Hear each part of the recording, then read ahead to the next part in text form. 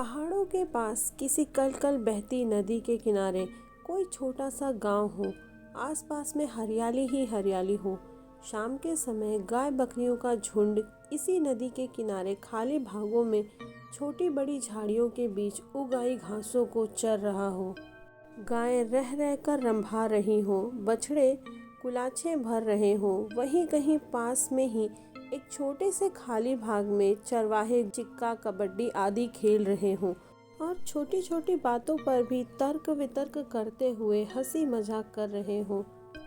पास ही खेतों में किसान लोग खेतों की निराई गुड़ाई या जुताई कर रहे हों। रह रहकर कहीं सुरती ठोकने की आवाज़ें आ रही हो। कोई किसान खेत जोतने के बाद कांधे पर हल उठाए गांव में जाने की तैयारी कर रहा हो।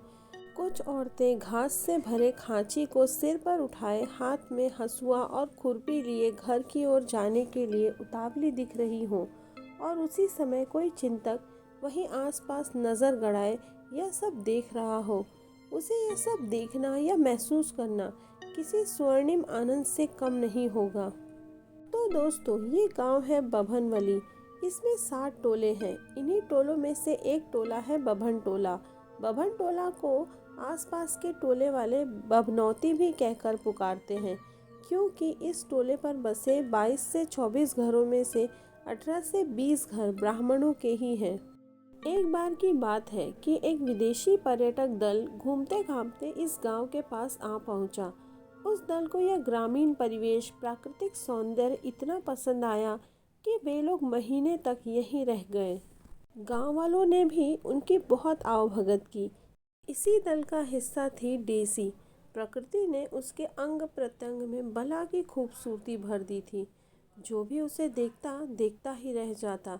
डेसी बहुत शर्मीले स्वभाव की भी थी और यहाँ तक कि अपने पर्यटक दल के सदस्यों के साथ भी बातें करते समय आंखें नीची रखती थी।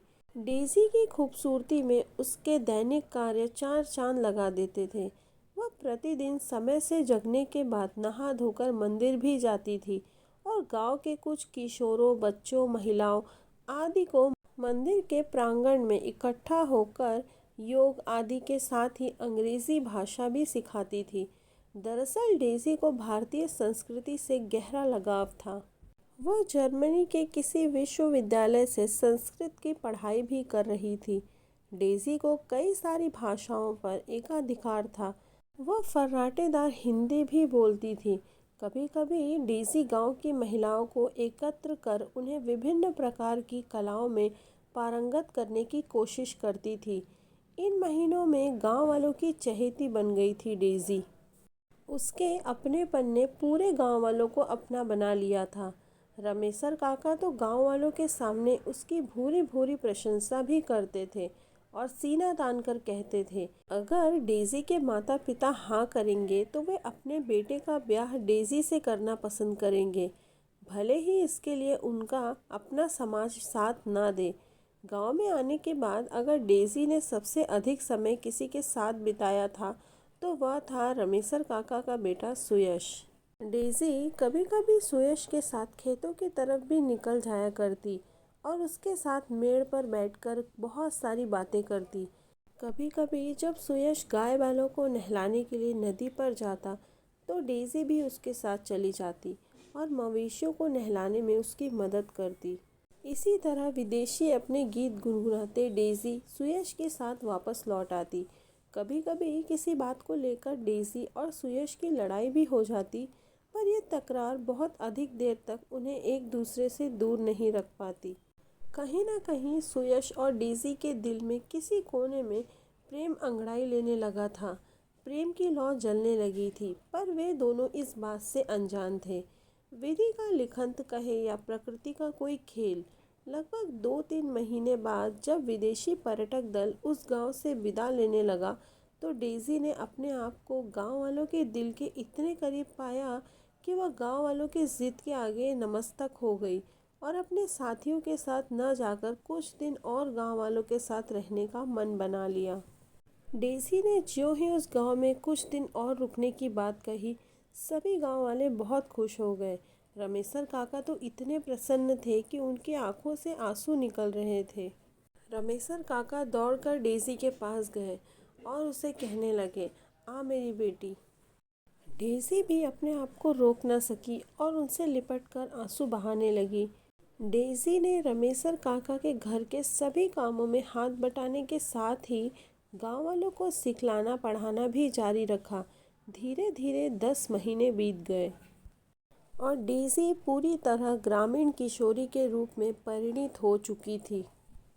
इन 10-11 महीनों के बीच डेज़ी ने गांव के किशोरों और युवाओं को इतना प्रेरित किया था, इतना उत्साहित किया था कि गांव के लगभग अधिकांश किशोर युवा जो 10वीं और 12वीं आदि पास थे, वे अपनी मेहनत के बल पर सरकारी नौकरियों में चयनित हो गए।